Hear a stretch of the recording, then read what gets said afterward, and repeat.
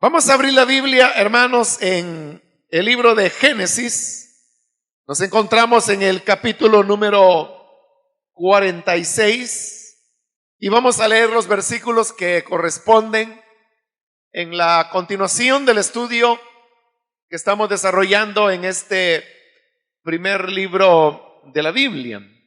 Dice la palabra de Dios en el libro de Génesis, capítulo 46, versículo número 28 en adelante. Jacob mandó a Judá que se adelantara para que le anunciara a José su llegada y éste lo recibiera en Gosén. Cuando llegaron a esa región, José hizo que prepararan su carruaje y salió a Gosén para recibir a su padre Israel. Cuando se encontraron, José se fundió con su padre en un abrazo y durante un largo rato lloró sobre su hombro. Entonces Israel le dijo a José: ya me puedo morir, te he visto y aún estás con vida. José les dijo a sus hermanos y a la familia de su padre: voy a informarle al faraón que mis hermanos y la familia de mi padre, quienes vivían en Canaán, han venido a quedarse conmigo. Le diré que ustedes son pastores que cuidan ganado y que han traído sus ovejas y sus vacas y todo cuanto tenían. Por eso, cuando el faraón los llame y les pregunte a qué se dedican, díganle que siempre se han ocupado de cuidar ganado, al igual que sus antepasados. Así podrán establecerse en la región de Gosén, pues los egipcios detestan el oficio de pastor. En la continuación del relato de esta vida de José, como también se le llama el ciclo de José, ha llegado ya el momento cuando Jacob, llamado acá Israel, emigra juntamente con su familia hacia Egipto, dado que no había alimento en la tierra de Canaán a causa de la hambruna que estaba azotando al mundo conocido. Los que se han dedicado a estudiar la cronología bíblica calculan que la migración de la familia de Israel hacia Egipto tuvo lugar aproximadamente en el año 1876 antes de Cristo. Eso es importante porque nos ayuda a ubicarnos en quiénes eran los gobernantes, los faraones en esa época en Egipto, y por conclusión de ahí se deduce quiénes o quién pudo ser el faraón que habrá de ser uno de los personajes principales en el libro de Éxodo. Antes que los hermanos de José salieran de Egipto para ir a informarle a su padre Jacob que José aún estaba con vida y que era gobernador en Egipto, ya José les había mencionado que ellos habrían de vivir en la tierra de Gosén. Y por otro lado, también cuando Faraón se enteró que los hermanos de José habían venido, él de su iniciativa también los invitó para que viniesen a la tierra de Egipto y también les mencionó la tierra de Gosén. Seguramente los hermanos de José le comunicaron a su padre Jacob que los planes eran ir a Egipto e instalarse en la tierra de Gosén, lo cual le pareció muy bien a Jacob por razones que voy a explicar ya dentro de un momentito. Por eso es que ellos llegan a la región de Gosén, pero de Gosén, para llegar al lugar donde José vivía, que era donde estaba el palacio de el faraón, todavía quedaba un buen trecho, un buen camino por recorrer. Y siendo que la idea era que ellos se iban a instalar en la tierra de Gosén, ¿qué sentido tenía que pasaran por la tierra de Gosén, fueran hasta el centro de gobierno en Egipto, para luego tener que regresar a Gosén? Eso no tenía lógica. Entonces, para Jacob, lo sensato era que si ya estaban en la tierra de Gosén, como llevaban mujeres, llevaban niños, pero además también llevaban mucho ganado, entonces lo mejor era ya quedarse allí y mandar avisarle a José que ya ellos estaban en la tierra de Gosén, para que así José pudiese salir a encontrarlos en la tierra de Gosén, porque allí era donde habrían de quedarse. Y efectivamente, ahí es donde ellos se quedaron. Israel nunca fue hasta la tierra de Egipto, entendida esta como el centro de gobierno donde estaba el emperador.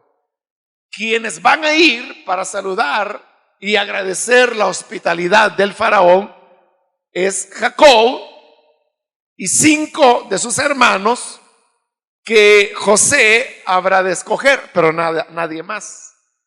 Ellos van, se presentan ante faraón, se entrevistan con él y luego regresan a la tierra de Gosén. Ahora, ¿por qué la tierra de Gosén era el lugar en el cual inmediatamente pensó José? Y también faraón había pensado, y ahora Jacob tiene la idea que es ahí donde se van a instalar. Lo que sucedía era que Gosén, en primer lugar, era una tierra que tenía bastante agua, aunque probablemente en esa época no la tenía porque era una época de sequía. Pero en tiempos normales era una tierra muy bien regada y donde había mucho pasto. Es decir, que era el lugar ideal para criar ganado, que era a lo que se dedicaban las familias de los patriarcas. Y José lo sabía bien. Pero no solamente ellos están buscando esa, ¿cómo le diría? Esa ventaja material, sino que también habían otras razones. Una de esas es que Gosén se encontraba entre la tierra de Canaán y el imperio egipcio. Es decir, que era una tierra que desde cierto punto de vista se le llamaba ya Egipto, pero realmente no era que Egipto tuviera un control muy marcado sobre la tierra de Gosén.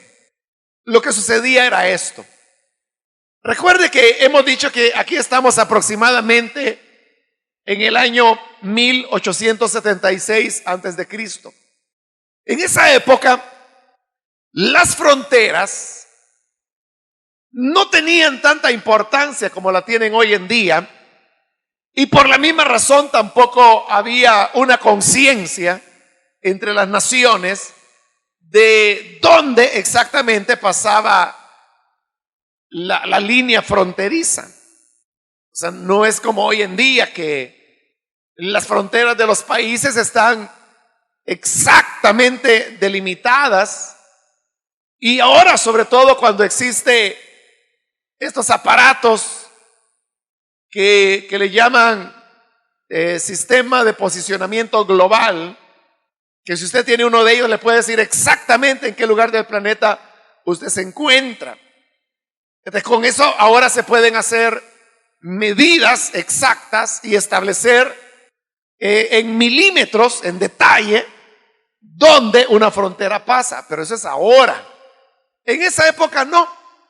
Más que todo, la frontera lo determinaba el área de influencia que una nación, o en el caso de Egipto, que era un imperio, podían tener. Como Egipto era un imperio, su área de influencia era muy grande. Entonces, sucedía que Gosén estaba bajo el área de influencia de Egipto. Pero eso no necesariamente debe interpretarse que era territorio egipcio. Lo era en el sentido que estaba bajo la influencia por la cercanía ya de Egipto. Y por eso se dice en la palabra que ellos fueron a la tierra de Gosén. Pero fíjese cómo le llaman la tierra de Gosén. No le están llamando a la tierra de Egipto, aunque en otros lugares sí se dice que van a Egipto. Entonces, no es que haya una contradicción, sino que en verdad Gosén era un área. Hay Biblias en español que lo que dicen es el país de Gosén. Realmente ahí el término país es un anacronismo, porque no era todavía ese el concepto que se utilizaba en la época, pero nos da la idea de cómo Gosén era una región, ¿cómo le diría?, que se podía distinguir con relativa facilidad. Gosén no era muy grande, tenía un poco más de 2,000 kilómetros cuadrados, pero para la familia de Israel era un territorio muy extenso el que se les estaba dando. Como Gosén solamente era un área de influencia, sucedía que el lenguaje que ahí predominaba era de origen semita. O sea, no se sabe exactamente cuál de las lenguas semitas, pero el mismo nombre, Gosén no es un nombre egipcio. Gosén es una palabra semita. Y esto lo que significa es que era solo eso, un área de influencia de Egipto, porque ni siquiera tenía un nombre en egipcio. Por otro lado, se sabe que la población egipcia que había en esa época en Gosén casi era cero, casi no había egipcios viviendo ahí. Tampoco era una región desolada. Las personas que vivían ahí, más que todo, eran extranjeros, como ahora también son extranjeros la familia de Jacob que está llegando. Entonces, por ser un área que estaba entre Canaán, la tierra prometida, y Egipto, por ser un área donde la fuerza de Egipto no era en ese momento tan fuerte sobre esa región, es que ellos deciden quedarse a vivir. Claro, aquí estamos hablando que los faraones que habían en Egipto, todos eran Ixos, así se llamaban la etnia de la cual provenían las personas que en ese momento tenían el poder dentro de Egipto, y que eran los faraones. Todos los faraones en esa época eran Ixos. Y por eso, a esta época en la cual José vivió en Egipto e Israel emigró a Egipto, se le conoce como la época de la dinastía Ixa. Posteriormente, los Ixos habrán de ser derrotados y hasta expulsados de Egipto. Entonces es cuando entra una nueva dinastía a ejercer el control dentro de Egipto, que será ya la dinastía decimosegunda, la de los Ramsés.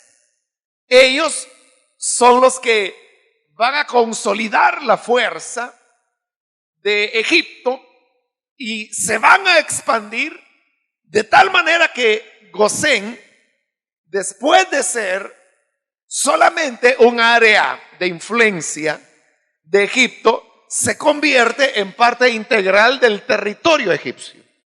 Por ello es que en todo el libro de Éxodo, cuando se habla de la tierra de Gosén, que todavía continúa conservando ese nombre, usted en el libro de Éxodo puede ver con claridad que se trataba ya de territorio eminentemente egipcio y que estaba bajo un control férreo de los faraones sobre ese territorio, porque Egipto se había fortalecido y por eso habían convertido a los israelitas en esclavos. Pero ese es tema del libro de Éxodo, pero a eso obedece el cambio. Recuerde que hay 400 años entre Génesis y el libro de Éxodo.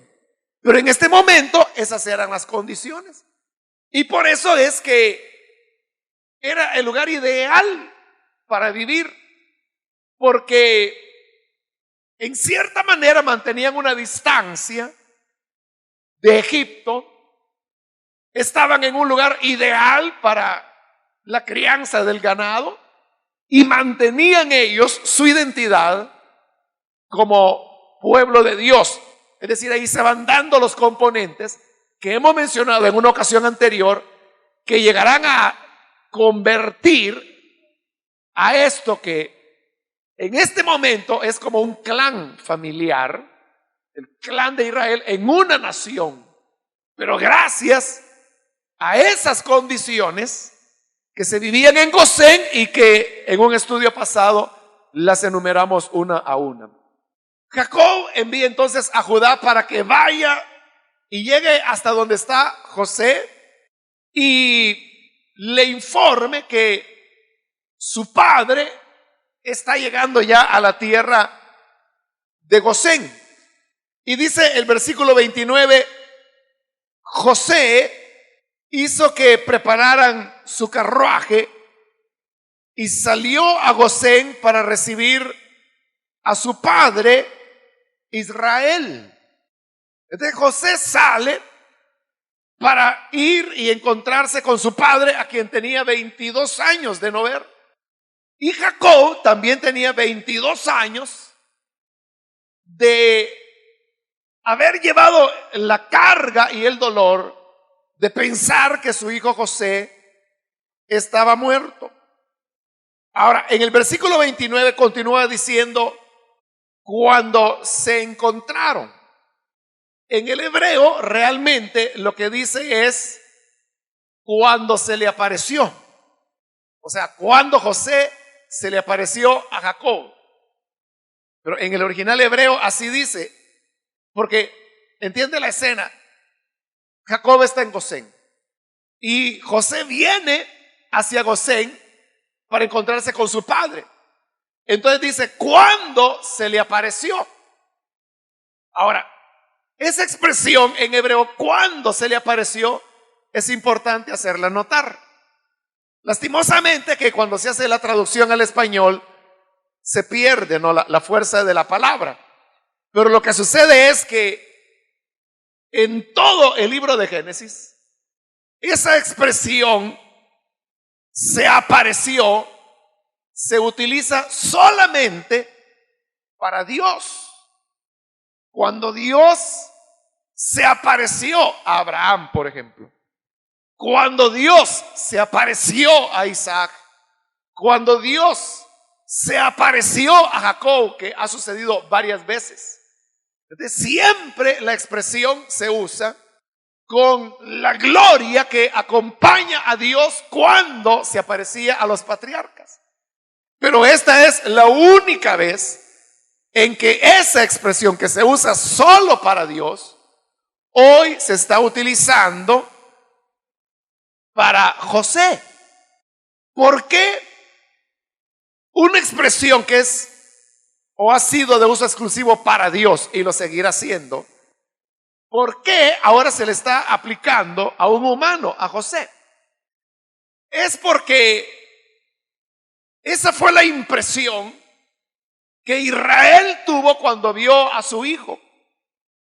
porque lo vio rodeado de poder, rodeado de grandeza, y poder ver a su hijo José, para Jacob era como ver a Dios, no en el sentido que Jacob pensase que José era un Dios, no en ese sentido, sino en el sentido que él sabía que era una bendición que Dios le estaba dando, poder ver de nuevo a su hijo José vivo. Entonces verlo a él era como ver la bendición de Dios. Para Jacob entonces el encuentro con su hijo es impresionante. Lo ve rodeado de grandeza, de poder, de majestad. Y aunque no se menciona, seguramente Jacob recordó los sueños que su hijo había tenido cuando era solo un adolescente, cuando él se veía rodeado de los manojos que sus hermanos habían cortado y que hacían reverencia delante de él, como el sueño donde él vio las 12 estrellas, al sol y a la luna que se doblaban delante de él. Ahora eso ya no era un sueño, era una realidad, y Jacob lo está viendo y le parece tan esplendoroso que es como que si fuera una aparición de Dios mismo. Cuando José ve a su padre, dice que se fundió con su padre en un abrazo, y durante un largo rato lloró sobre su hombro. De nuevo, esa expresión, lloró sobre su hombro, en el hebreo es una expresión que no se puede traducir al español. Y por eso esa expresión, lloró sobre su hombro, es solamente una aproximación. Porque no existen en español las palabras que transmitan exactamente la idea de la construcción que se tiene en el hebreo. O sea, es imposible, no se puede traducir al español. De como no se puede, lo que hacen los traductores es buscar un sentido que se acerque. Por eso digo, es una aproximación. Pero claro, cuando uno lee eso, un largo rato lloró sobre su hombro, hermano, sobra la imaginación para que uno pueda comprender cuán emotivo pudo haber sido ese momento. Porque uno imagina a Israel ahora de 130 años de edad, que después de haber llevado un luto de 22 años por su hijo muerto, ahora de repente lo ve con vida y tener ahora la oportunidad de abrazarlo una vez más. Y José tener la oportunidad de abrazar a su padre, se fundieron en un solo abrazo, y por un largo rato, que quién sabe cuánto tiempo fue, José lloró y lloró. Entonces es una escena tan emotiva, tan conmovedora, que cuando se describe en hebreo es imposible poder traducirla al español. Y no queda más que buscar la aproximación y decir que lloró largo rato sobre su hombro. Es curioso que no se mencione que Jacob haya llorado. Sin embargo, Jacob es el único que habla, y dice el versículo 30, entonces Israel le dijo a José: ya me puedo morir, te he visto y aún estás con vida. Usted sabe que los seres humanos somos apegados a la vida, porque Dios no nos hizo para la muerte, Dios nos hizo para la vida. Pero cuando a una persona le dicen, bueno, se va a morir, usted no quiere morirse. Pero ¿por qué no se quiere morir? Porque usted dice, bueno, yo no me quiero morir porque yo quisiera ver a mis hijos que por lo menos lleguen a cumplir los 21 años. O yo quisiera ver a mis hijos casados, u otros dicen, yo quisiera ver a mis nietos, quisiera conocerlos, quisiera saber con quién se va a casar mi hija. O hay otros que dicen, yo quisiera, antes de partir de esta vida, poder ayudar a mis padres. Entonces, siempre hay razones que hacen que nosotros nos sintamos apegados a la vida y que no queremos renunciar a ella. Sin embargo, ahora Jacob está diciendo que él se da por satisfecho con la vida. Y por eso él dice, ya me puedo morir. Ya me puedo morir y me muero. Y si muero, no me voy con ninguna pena. Es decir, Jacob podría morir diciendo, vida, nada me debes, porque todo lo que la vida me podía dar lo tuve.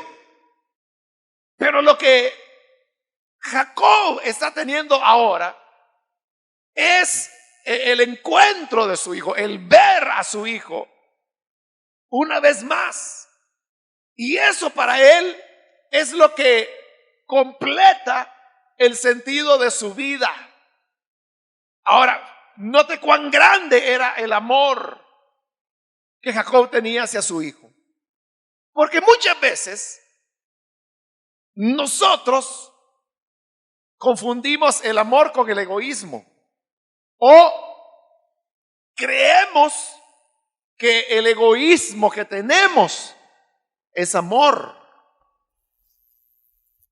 Cuando un muchacho, refiriéndose a una joven, dice, es que yo no puedo vivir sin ella, parece que la ama mucho, parece que tiene mucho amor hacia ella. Pero cuando él dice, yo no puedo vivir sin ella, su expresión no es de amor, su expresión es de sumo egoísmo. Porque ¿qué es lo que está diciendo? Yo no puedo vivir sin ella. Entonces, ¿en quién está interesado? ¿En el bienestar de ella o de él? Es él el que quiere sentirse bien, porque él se siente bien con ella. Él no se está preguntando, ¿será que ella no puede vivir sin mí? No se está preguntando eso y quizás ni le importa. Lo que le importa es a él tenerla. ¿Entiende? Ese parece amor. O muchachos que hacen de todo y dice, por ti subiría montañas y iría a lo profundo del mar, subiría a las estrellas por tenerte a ti. Pero ¿por qué? Porque quiere complacerse él, quiere tenerla él. O sea, no es amor, ¿entiende? No está pensando en ella, en que si ella está interesada en él, está pensando en su interés de tenerla a ella. Ahora, ¿por qué dije que Jacob sí amaba a José? Porque Jacob no dijo, hoy sí me puedo morir satisfecho, porque hijo, te vi, porque hijo, te tengo entre mis brazos. Porque eso no hubiera sido amor, hubiera sido egoísmo, que finalmente el viejo se salió con la suya. Pero no es eso lo que dice Jacob. Fíjese, ya me puedo morir porque te he visto y aún estás con vida. La alegría de Jacob, claro, él se alegra de ver a su hijo, pero la alegría más es que José tiene vida. Dice, ya me puedo morir porque me he dado cuenta que tienes vida. Entonces Jacob en lo que está pensando es en él, en su hijo José, que lo había dado por muerto. Y eso es lo que a él le dolía, que siendo tan joven de 17 años, según la mentira que sus otros hijos prepararon, le hicieron creer que una bestia lo había atacado. Entonces él decía, ¡ay, qué dolor! Ese muchacho no debería estar muerto, debería tener vida. porque era joven, pensaba en la vida de él, pero ahora se da cuenta que tiene vida y la tiene José, no la tiene él, ni la va a tener él. Por eso es un verdadero amor, porque no está diciendo, hijo, al fin que te hallé y qué bueno que me vas a mantener hoy que ya estoy viejito. Eso hubiera sido egoísmo, pero él no piensa en nada de eso, ni siquiera en el hecho, hijo, ya te abracé, ya me puedo morir porque ya me di una satisfacción yo. No, sino que su alegría es, tienes vida. Tienes el don más grande que Dios ha entregado a los seres humanos. El don de la vida. La vida es lo más grande que hemos recibido de Dios. Y por eso es que a la salvación el Evangelio de Juan le llama vida eterna, porque lo que Cristo vino a darnos es vida y vida en abundancia. Por eso es que Jesús de verdad nos ama, porque Él vino a darnos, no a recibir. Significa entonces que en este encuentro de Jacob con su hijo, todos los anhelos de Israel o Jacob se han hecho realidad. Todos sus sueños, todos sus expectativas o lo que él esperaba de la vida, lo ha recibido. Solo hay otro pasaje en la Biblia que se parece a este, y es el que encontramos en el Evangelio de Lucas, cuando relata la escritura, en época en que había nacido el Señor Jesús, que había en Jerusalén un anciano que se llamaba Simeón, y él era un hombre justo en medio de una generación perversa, pero él era justo. Y Dios le había hablado y le había dicho, Simeón, tú no morirás mientras no veas la salvación que yo he preparado para Israel. Entonces Simeón esperaba ese día, que vería la salvación de Dios. Pero dice que un día él fue impulsado por el Espíritu Santo. El Espíritu tocó su corazón y el Espíritu le indicó que él tenía que ir al templo. Y él no sabía por qué, pero va al templo llevado por el Espíritu Santo. Y por alguna razón el Espíritu lo guía al área del templo donde se practicaban las circuncisiones. Y sucede que cuando llega allí, ve a una joven campesina acompañada de su esposo, que era un artesano que ocupaban la escala social más baja en esa época, y que traen a un bebé para que lo circunciden. 8 días de nacido tiene. Pero cuando Simeón ve a aquel niño, el mismo espíritu que le ha traído le da la convicción que ese no es un niño cualquiera, sino que ese niño que está ahí representa esa salvación que Dios le había dicho que él vería antes de morir. Lucas no nos da detalles, pero el hecho es que dice que va y toma al niño en sus brazos. Obviamente tuvo que pedirle permiso a María, pero cuando ya lo tenía en sus brazos, a ese bebé que se llamaba Jesús, él oró a Dios y le dijo, ahora ya puedes despedirme. Ahora, si quieres que mi vida termine dentro de un minuto, me voy tranquilo, porque mis ojos han visto la salvación que has preparado delante de todos los pueblos. El Evangelio de Lucas no dice cuánto tiempo más vivió Simeón. Jacob sí vivió 17 años más después de este encuentro. Llegó hasta los 147 años de edad. Pero el propósito para ellos ya se había cumplido. Porque el saber que su hijo tenía vida llenaba plenamente a Jacob, como a Simeón. No solo haber visto, sino que haber cargado en sus brazos la salvación, al Salvador. Eso llenaba de tal manera la vida de Simeón que él decía: Señor, si quieres, despídeme ya. Si me vas a quitar ya la vida, me la quitas y yo me voy gozoso, saltando de alegría, porque me siento plenamente realizado. Tu palabra se ha cumplido y mis ojos han visto tu salvación. Le decía entonces que los seres humanos siempre estamos apegados a la vida por diversas razones.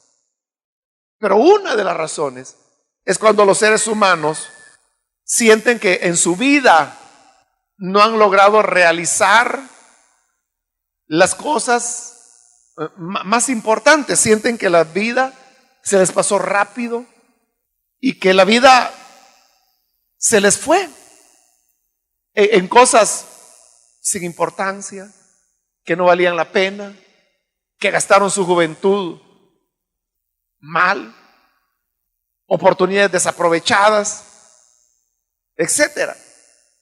Pero lo que más frustra al ser humano es cuando no haya el sentido de su existencia. Cuando todavía se pregunta: ¿para qué nací? ¿Para qué vine a esta vida? ¿Cuál es el sentido de la vida?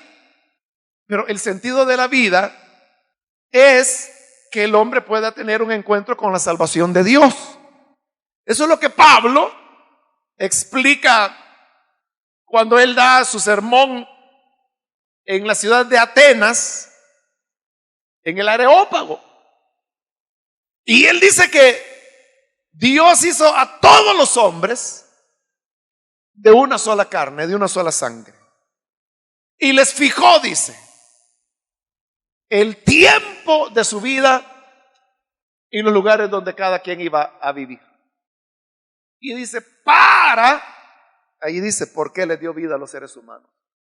Para que palpando, dicen, como que si fueran ciegos en la oscuridad, pero aunque sea palpando, puedan encontrarse con la salvación que Dios ha preparado. Mientras el ser humano no tiene ese encuentro con Cristo, hay un vacío en su corazón, en su vida.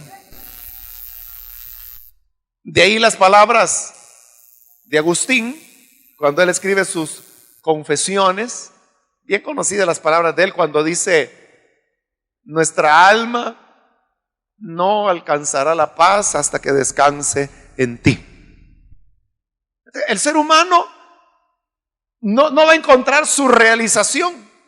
El ser humano puede llegar a tener éxito como el mundo lo entiende, alcanzar fama, dinero, popularidad y todas las demás cosas que eso da.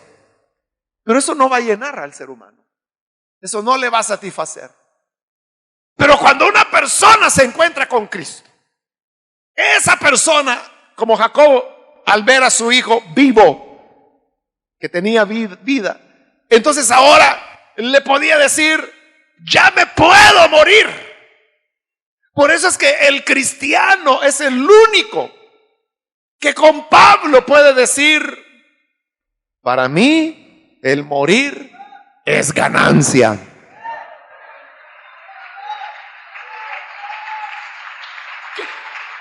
¿Qué persona va a tener ese pensamiento que el morir es una ganancia? Si todo el mundo cree que la muerte es una pérdida. Pero para el cristiano, como se encontró con Cristo, ese es el encuentro que llena, que satisface, que sacia las expectativas del ser humano. Y el ser humano dice: ahora entiendo para qué nací, por qué tengo vida. Y uno incluso comprende experiencias no muy gratas en la infancia, en la juventud o en la vida adulta. Y que uno dice, bueno, ¿y por qué yo tengo que enfrentar todo esto? Pero cuando uno llega del encuentro con Cristo, ahí es donde uno encuentra la pieza del rompecabezas que hacía falta. Y cuando finalmente la pieza se completa, uno ve el panorama entero y lo comprende. Lo comprende. Esa fue la experiencia de Jacob. Su vida, él la sintió realizada al saber que su hijo tenía vida. Que no estaba muerto, tenía vida. Y que la había tenido siempre. Y que la tuvo a los 17, a los 18, a los 19, a los 20, a los 21 años. Entonces, con eso él se sintió realizado y dijo, ya me puedo morir. O el anciano Simeón allá en el templo, casi 2000 años después de esto, cargando en sus brazos a Jesús y decía, Señor, si quieres, aquí en este momento que me dé el infarto, bienvenido. Ya me puedes despedir. Porque eso no significa que necesariamente se haya muerto rápido, pero ya su vida estaba realizada, su propósito existencial estaba alcanzado. Entonces, si hay con nosotros amigos, amigas, que todavía andan por la vida preguntándose cuál es el sentido de la vida, para qué existe el ser humano, hay quienes dicen, el ser humano es como la rata, que cuando la rata se muere, ahí se acabó. Igual cuando el hombre se muere, es como un perro que se pudre y se lo comen los gusanos y se acabó. El hombre hasta ahí llegó. Hay seres humanos que así piensan, pero los que así piensan, hay un vacío en sus corazones, que saben que ese final no puede ser el final. Otros pueden creer, no, cuando el hombre se muere, no es que se muera, sino que va a reencarnar. Si se portó bien, va a reencarnar en un hombre que va a tener más dinero. Si se portó mal, va a reencarnar, pero en un gato. Y le tratan de dar así explicación a la vida. Pero ellos saben que en medio de eso no hay una seguridad. Y hay una razón muy sencilla para saber que eso no es cierto. Y es que actualmente, en este momento, en el mundo, en el planeta, en este momento viven más seres humanos que todos los que han vivido en toda la historia de la civilización humana. Eso significa que si todos fuéramos reencarnaciones de vidas anteriores, de donde han salido millones de personas que no completan o que sobran más bien del número de todos los seres humanos que han vivido en el pasado. No sé si entiende el argumento, pero habemos más de 6,000 millones de seres humanos en este momento sobre el planeta.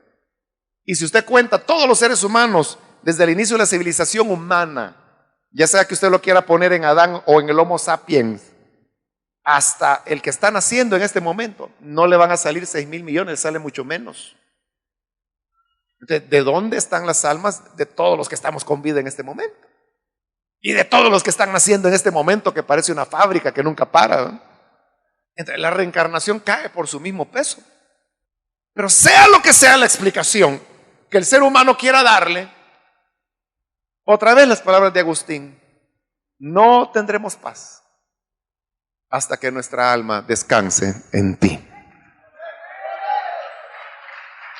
Y cuando finalmente descansamos en Jesús, uno se da ya por servido. Y uno dice, vida, nada me debes. Y no importa si no logró hacerse millonario, pero tuvo a Cristo, ya tuvo lo más grande que la vida le podía dar. No importa que no haya sacado la maestría o el doctorado que tanto soñó, pero si se encontró con Cristo, se siente realizado, realizada. Y no importa si se tiene 12 años o se tienen 82. Cristo llena la vida del ser humano. Después del encuentro, lo que tenemos es que José le dice a sus hermanos, bueno, hoy tenemos que ir a Faraón, porque tengo que informarle que ustedes vienen a quedarse. Pero la palabra quedarse en hebreo significa quedarse temporalmente. Y ellos así pensaban que era una cosa temporal. Entonces, Faraón les va a preguntar a qué se dedican. Ustedes díganle la verdad. Díganle que ustedes son ganaderos. Y entonces el faraón les va a permitir que se queden a vivir aquí en Gosén. ¿Por qué estaba interesado José en que sus hermanos vivieran en Gosén? Por las razones que ya mencionamos, porque era una tierra adecuada. No había mejor lugar. Así es, en el siguiente capítulo lo vamos a ver. No había en Egipto mejor tierra que la de Gosén para criar ganado. Pero lo más importante es que iban a estar separados, que serían un pueblo separado de los demás, y eso les permitiría conservar su fe, su identidad, sus tradiciones, como lo explicamos ya en su momento. Y es lo que va a suceder en los siguientes 400 años. Y entonces les dice, cuando Faraón sepa que ustedes son ganaderos, estará de acuerdo en darles Gosén, porque los egipcios aborrecen a los pastores. Los aborrecían porque consideraban que era un trabajo bajo, despreciable, y por lo tanto los que lo ejercían, ellos los detestaban. Y en el siguiente capítulo vamos a ver cuál es la reacción de Faraón cuando se entera que los hermanos de José son ganaderos. Pero el pensamiento principal que hoy hemos desarrollado es la satisfacción y realización que Jacob a sus 130 años obtiene cuando sabe que su hijo vive. Y yo quiero decirle, Jesús no está muerto, Él ha resucitado, vive y está en medio nuestro. Encuéntrese con Él hoy. Y encontrándose con Él, también usted podrá decir, Señor, esto es vida. Si me muero, yo, Señor, tranquilo, porque para mí el morir es ganancia, porque en Jesús todos nuestros anhelos, expectativas encuentran respuesta y nos sentimos plenamente realizados en Él. Por eso, así como hizo Jacob, venga ahora corriendo y abrácese de Jesús y dígale, Señor, yo creí que tú estabas muerto hace 2000 años. Yo creí que te habían encerrado en una urna que sacan a pasear los Viernes Santos. Pero ahora me doy cuenta que estás vivo y que eres mi hermano mayor y que has venido para redimirme. Venga y encuéntrese con Él. Vamos a orar, vamos a cerrar nuestros ojos.